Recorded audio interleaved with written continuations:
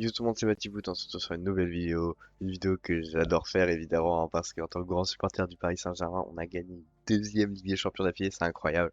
Et donc on commence avec la une de l'équipe sur les Invincibles, petite référence aux Invincibles d'Arsenal évidemment, vu qu'on jouait contre Arsenal en finale, sur les Invincibles d'Arsenal qui avaient gagné la Première Ligue. Donc je préviens pour cette vidéo, je vais être un peu fatigué parce qu'évidemment j'ai pas beaucoup dormi. En plus cette nuit, il y avait le match des Thunder contre les Spurs en NBA, il y avait le septième match, donc c'est un match très important pour les Spurs qui ont gagné, donc je suis très content pour eux pour qui vont en finale de la NBA donc je suis très fatigué. J'ai pas beaucoup dormi. Là il est 11 h, je me suis couché à 5 h, je me suis réveillé vers 10 h, c'est dur. Ok, c'est dur, pas beaucoup dormi, mais c'est bien, on va le faire, on va faire une bonne vidéo. On va donc commencer par la composition des deux équipes. Globalement, l'équipe type des deux côtés, même si j'aurais préféré Warren Zaïre titulaire à la place de Fabian. Mais globalement, c'est l'équipe type des deux côtés qui tourne. Lewis Kelly qui a été repositionné il y a quelques semaines déjà au milieu de terrain et qui est plutôt une bonne réussite de Mikel Arteta. Donc c'était globalement les équipes type, à part Mosquera qui était titulaire à la place de Timber, mais Timber revenait seulement de blessure et il n'était pas apte à commencer le match. On l'a d'ailleurs vu sur sa rentrée, Timber a été vraiment presque invisible en fait, mais vu que Mosquera avait déjà un jaune et sur le penalty qu'il provoque, pas loin de prendre un deuxième jaune, je pense que Arteta il s'est dit faut que je le sorte sinon il va prendre un rouge. De l'autre côté, Hincapié qui a fait son match, bon, Calafiori est meilleur, mais Calafiori pareil, blessure aussi beaucoup. Mais sinon, globalement, c'était les équipes types des deux côtés, sachant que Mosquera et Hincapié, même si c'est pas forcément les titulaires attendus, ça reste des top joueurs, hein. Même si Hincapié a beaucoup plus joué cette saison, vu que bah, Calafiori est beaucoup trop blessé. Pour les remplaçants, bon, il y a Kangini, faites pas attention, il n'est pas rentré, c'était pour parce qu'il y a Zubimani en face, voilà.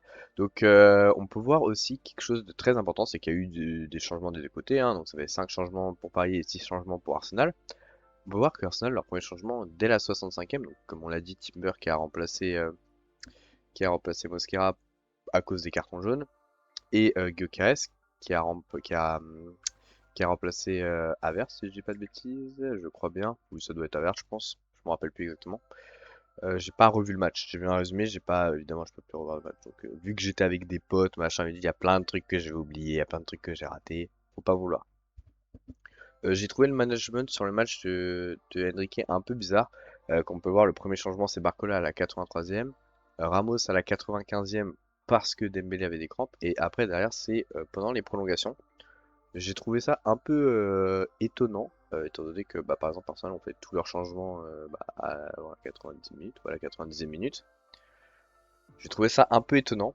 Euh, voilà, je pense que les deux coachs à ce niveau-là, ils avaient pas envie de casser un peu. Enfin, ils avaient peur de faire des rentrants parce qu'avec le rythme du match, tout ça, on a vu contre le Bayern, quand eux ils étaient rentrés, il était complètement passé à travers parce que rentrer dans des matchs aussi importants et aussi difficiles, bah, c'est toujours compliqué, je pense, pour des remplaçants de directement se mettre au niveau. C'est aussi pour ça que des aisés sont rentrés aussi tard, je pense. On peut voir aussi pour les changements que Arteta il a fait que des changements offensifs presque. À part Timber, Mendy sont mieux, mais sinon c'est que des attaquants qui sont rentrés. Il voulait vraiment ramener de la vitesse en fin de match, de la percussion. Ça n'a pas trop été utilisé, j'ai trouvé. Ils auraient pu plus s'en servir. Et à Paris, qui par contre, eux, c'était quand même plus défensif. Bon, il y a quand même Ramos, Barcola, donc c'était un peu plus équilibré quand même. Mais il y a Zabarni et Beraldo qui sont rentrés, qui ont fait une bonne entrée, j'ai trouvé. On a plutôt été bien défensivement, même avec le remplacement de Marquinhos qui a fait un match exceptionnel. J'ai trouvé Marquinhos beaucoup trop fort. Et Vitinha, bah, lui aussi victime de crampes. Donc Luis Enrique devient le petit tweet du PSG, le petit entraîneur le plus titré de l'histoire du club avec 12 trophées. Alors je vous le dis, toutes les images que je les ai pris hier soir, j'étais KO. Elles sont pas dans l'ordre. On va peut-être passer d'un truc, revenir sur un autre. C'est pas grave, vous ne m'en voulez pas, j'espère. Donc avec la deuxième étoile, le maillot de deuxième étoile et la Ligue des Champions. Luis Enrique aussi devient l'un des coachs, l'un des rares coachs qui a obtenu 3 Ligues des Champions en étant coach. Il a rejoint Zidane et Guardiola par exemple. Donc, et c'est pas fini. On va se faire le back to back to back, mais bon, il y a la Coupe du Monde avant, il y a d'autres échéances, attendons un peu quand même. Donc avec l'image d'Ousmane Dembélé, back to back, avec l'image d'Hakimi comme l'année dernière, avec l'équipe, tout ça, franchement, un régal, un régal.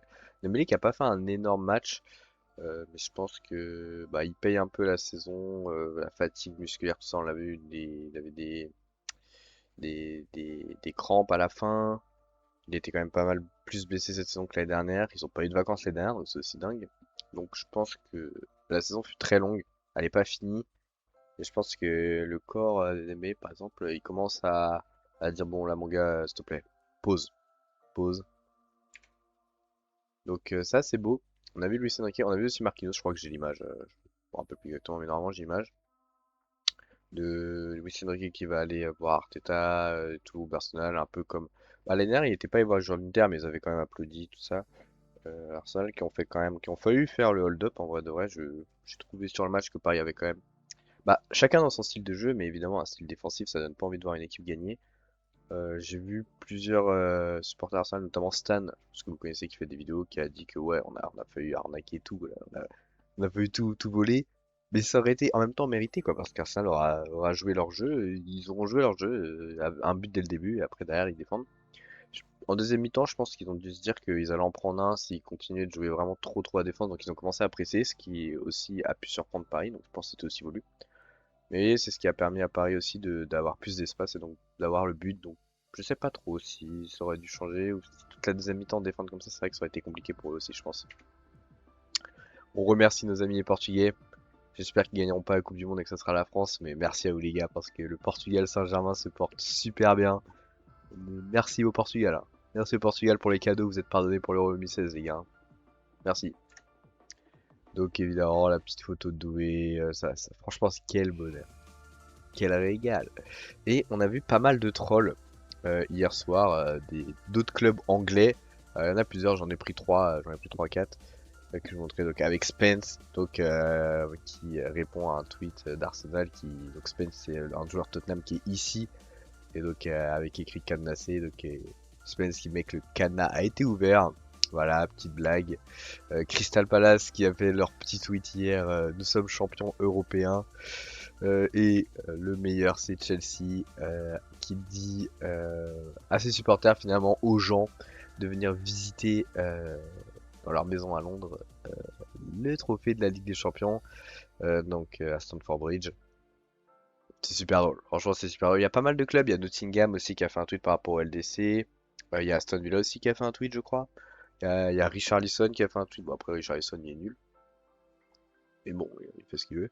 Enfin il y a eu pas mal de trolls, j'ai trouvé ça drôle. L'humour à l'anglaise comme ça, j'ai trouvé ça drôle. Il y a Haaland qui a fait son petit truc aussi, c'était marrant. Rice qui était très pro, on va dire. Félicitations au PSG, c'est la meilleure équipe des saison, bravo. Il aurait pu, parce qu'on l'a vu râler sur l'arbitrage, sur le potentiel penalty, on va en revenir tout à l'heure. Donc très gentleman, très grand prince finalement. Odegaard dit, je ne pense pas qu'on ait trop défendu. Le PSG avait le ballon, mais ne crée pas tant d'action. Évidemment qu'on n'a pas créé tant d'actions de ça, surtout en première mi-temps, étant donné que je pense qu'on revoit tous les images de la défense d'Arsenal. Même l'Atlético n'a jamais atteint ce tel niveau, quoi. C'était vraiment waouh! Franchement, je me disais en première mi-temps, mais comment on va marquer, quoi? Il n'y a rien. Il n'y a pas d'espace, il n'y a pas un petit trou de souris, il y avait rien. À part une frappe de loin, une minace pleine lucarne, une frappe de fou et le but de la saison. Je voyais pas comment on avait marqué, hein, franchement, en première mi-temps. Mikel Arteta, voilà, on revient sur le péno, ça aurait pu être un penalty pour nous facilement. L'arbitre prend une décision différente péno pour eux et prend une décision différente pour nous. Comparer la faute de Mosquera, faute normale, où Mosquera échappe d'un rouge, donc Arteta ça ne le dit pas, mais Mosquera aurait dû prendre un rouge à ce moment-là, mais il ne le prend pas. Avec le penalty non sifflé pour Arsenal, où on peut voir Madueke, enfin Tony Chapon le dit d'ailleurs qu'il n'y a pas penalty pour lui, Tony Chapon qui est un ancien arbitre. On peut dire qu'il est pas objectif, sauf que sur l'action, Dembélé, waouh, j'ai dit Dembélé, je suis désolé, je suis fatigué. Nuno Mendes est certes passé un peu derrière, mais il est toujours dans le duel. C'est un épaule contre épaule, sauf que Madueke attrape le bras de Nuno Mendes sur l'action et après ils se déséquilibrent ensemble. En fait, finalement, ils tombent ensemble. Donc je pense, moi, c'est plutôt Madueke qui fait une faute sur cette action que Nuno Mendes. Parce que Nuno Mendes il joue le duel et Madueke vraiment il lui attrape le bras. Les supporters d'Arsenal, j'ai vu énormément de gens sur les réseaux dire que l'arbitre c'est de la corruption, machin bidule, truc. Mais enfin, quand même, genre la double main de Saka, aucun Parisien n'a râlé sur la double main de Saka, je pense qu'il n'y en a pas beaucoup qui ont râlé. Bon, avec les gens avec qui ils étaient, il y en a deux trois qui ont dit ah penalty machin, mais forcément. Mais bon là, tous oublié, on aurait pu dire ouais, Saka il maîtrise pas son geste technique, il maîtrise pas son dégagement, il a double main dans la surface, non, voilà. On n'a pas râlé pour dire que Mosquera n'ait pas pris rouge alors qu'il aurait dû prendre rouge aussi. Donc, en fait, je trouve que dire que l'arbitre était parisien, sachant qu'en première mi-temps, l'arbitre a quand même énormément laissé Arsenal faire sur le gain de temps. Euh, Même ça l'a carrément saoulé l'arbitre parce que, par exemple, quand à la fin du temps réglementaire de la première mi-temps, il a pas laissé jouer le dernier corner à Arsenal et il a renvoyé tout le monde de vestiaire parce que Arsenal prenait 3 heures à jouer en fait. Et la deuxième mi-temps, par contre là, l'arbitre s'est un peu rebellé et a dit bon, vous avez pas me niquer la finale, vous avez pas me casser les couilles Arsenal, donc ils ont dès la 46e, ils ont gagné du temps. Hop, bah Mosquera prend son premier jaune là-dessus, il a pris pour tout le monde. Derrière, ils ont un peu moins gagné du temps, mais en première mi-temps, ils gagnaient 40 secondes par dégagement quoi. On était en mode les gars, vous jouez une finale de Ligue des Champions là, jouez! Jouez, c'est peut-être la seule que vous avez disputée de votre carrière, jouez là, non? Donc je sais pas. Donc, petite coup d'actu foot pour dire que le 30 mai 2025, on avait 0 LDC à Paris. Et que le 30 mai 2026, on en a deux, ça c'est dingue. Bon, évidemment, la finale l'année dernière, c'est le 31, donc forcément. Mais waouh, on m'avait dit il y a 2 ans qu'on allait faire 2 saisons comme ça. Waouh. J'aurais peut-être cru pour une saison, mais pour deux d'affilée, waouh. Franchement, c'est dingue. C'est dingue, c'est dingue. Voilà, donc on a parlé avec Enrique tout à l'heure, à Marquinhos qui est venu consoler son coéquipier en sélection du Brésil, Gabriel, qui a fait un penalty cataclysmique. Bon, il voulait tirer en cinquième, apparemment il s'est entraîné, donc ça peut arriver de rater, malheureusement pour lui il a raté au pire moment. Euh, Ça n'entache pas son match, Gabriel était peut-être le meilleur joueur avec Rice sur le terrain côté Arsenal, il a fait un match de patron. Excellent match de Gabriel, franchement ce défenseur c'est un monstre. Saliba, j'ai trouvé un peu plus en difficulté, un peu moins en vue, comparé à Gabriel aujourd'hui. Après, je trouve que Gabriel est meilleur intrinsèquement, même si Saliba est exceptionnel. Vitinha qui est l'homme du match. Alors, je suis content parce que c'est mon petit chouchou, voilà et tout. Mais je pense que j'aurais mis João Neves. Je crois que João Neves, c'est d'ailleurs sur ce match hier, c'est celui qui a eu le record du plus grand nombre de duels gagnés sur les finales de Ligue des Champions. Je pense que j'aurais mis Neves. Il a fait un match de fou, il courait partout, machin, bidule. Vitinha s'est mérité aussi, hein. Il a fait un très bon match aussi, donc je suis très content pour lui. Désiré Doué qui dit qu'il aime trop le club, qu'il adore les supporters, donc il, vraiment, de toute façon, là il vient réveiller, maintenant il va aller chercher la troisième étoile. Moi ça va, moi, ça va si tu veux y aller, Dez. Moi ça va la troisième étoile, je suis dans le train, hein, j'y vais avec toi. Donc avec la photo du PSG, du compte PSG Espagne, donc le compte officiel du PSG, mais en Espagne, avec la photo championne. La photo de l'année dernière, c'était mon fond d'écran de téléphone. Est-ce que je le change? C'est une vraie question, hein. Je sais pas. Je sais pas parce que je trouvais que l'année dernière, j'ai vu beaucoup de consultants et tout dire que cette année c'était plus beau que l'année dernière.